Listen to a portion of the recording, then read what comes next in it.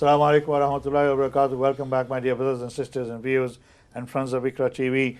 I hope the first part of this discussion that we've been having has been of interest. I mean, we're talking about politics and elections and how the Muslim community has engaged in the electoral process.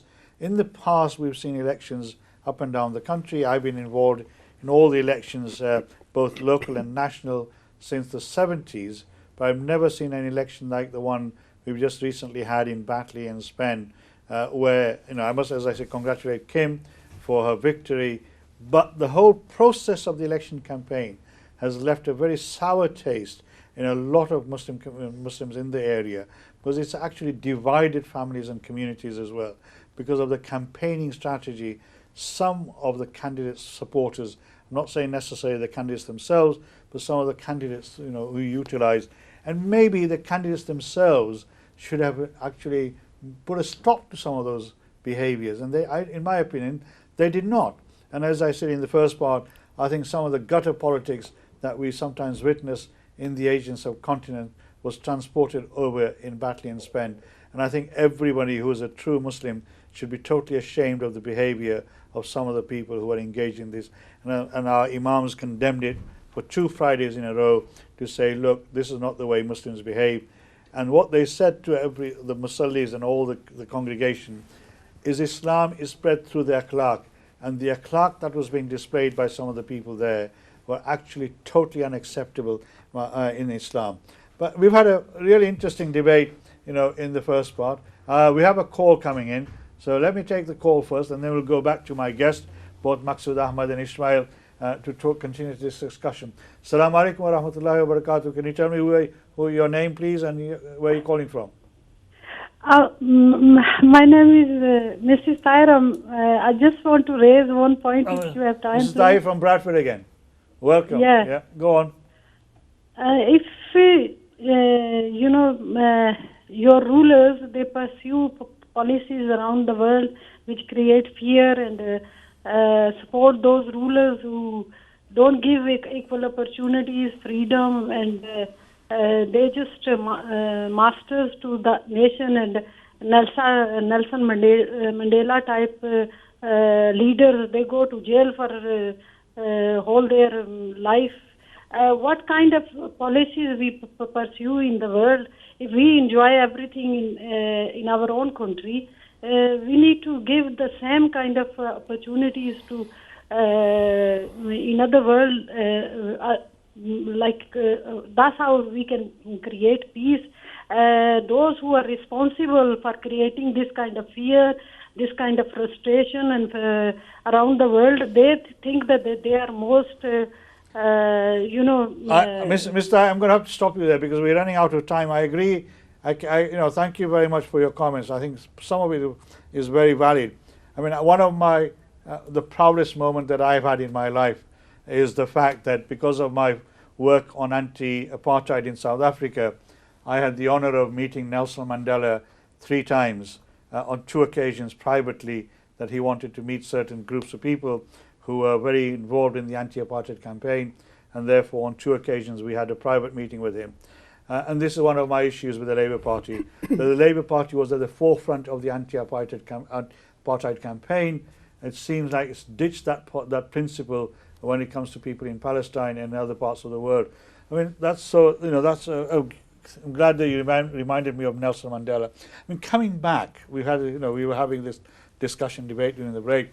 I'm sorry we've got little time remaining. I mean, the caliber of the politicians, the people we put in there. Obviously, you mentioned during the break that in Canada and in America, some of those voices are being heard. But those are politicians who are willing to stand up and do what Maqsood says, not remain silent, despite the fact that they may be members of the Democratic Party. They still stand. Ilhan Omar still stands up, and she's been vilified for some of the comments she's made in support of people in Palestine, in China, and other parts of the world. But we've not seen similar action by our politicians, have we, in our parliament? Where no. There are 1 or 2. There's 1 or 2, for example. Naz made some excellent comments and things like that. Naz today has made a fantastic contribution, and I take my hat off to Allah give her even more strength. And I think also people like Afzal Khan from Manchester, who's been consistently fighting for fairness and justice. I think as Muslims, we keep reminding ourselves that we should do the right thing, but don't forget, we should also elect leaders who do the right thing, who are fighting for fairness and justice. You know, with regards to what to say. I think we have a right as a Muslim to say, if I believe that you don't fight for fairness and justice, for human rights, what you want to call them, then I have a right not to vote for you.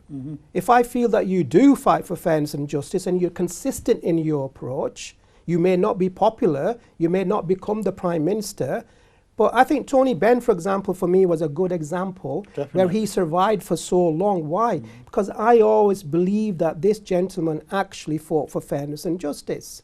And I think this is where the basic thing for me, the rule of is for me. Muslims will be gladly vote for any individual as long as those individuals are consistent in their You have a very behavior. good example near you in Tony Lloyd, haven't you? Tony Lloyd is another in one. Manchester. Tony Lloyd is another one. So we have plenty of examples, but it's the collective, Iqbal Bhai, that we fail on. When you don't get enough of those people, the problem with democracy is it goes off numbers. It doesn't go off justice. Yes. Democracy isn't the end of everything. Democracy without justice is meaningless, in my opinion. You can have democracy. I mean, just before we go into a break, you were saying the world has changed. Yes. The world is now different, you know, and you know, you meant, you know, you're saying that now we're in the Google age of Google and social media, Yes, right? indeed, yes. I mean, but Google and social media don't put people in power, do they? They do, in a sense, actually. they? Yes. Right, go on. I mean, like if you look into Google Analytics, how Brexit won and everything. Sorry, not Google Analytics. The parliamentary debate about that, about the Brexit referendum, and how it actually, by using the Facebook ads, they withdraw 3 million new voters out of nowhere. Like they encouraged people. You don't see that in your message because you're not in that category. But people see certain message, get afraid, and go vote for in an unexpected way because they are channeled to do so. And that is a game changer. Like how many people voted for this election in Batley and Spen? Out of 79,000, you know, like less than half of it. Yeah, majority. If you can actually somehow politicize them by their phones and get out and vote for them, the Looney Party could have won. But my point when I was saying it changed is we don't have the politicians to leading the discussion all the time. Let's say Batley and Spen. What we were talking from the beginning, it's not what Kim said to Galloway and Galloway said to Kim and they said to the other candidate and stuff.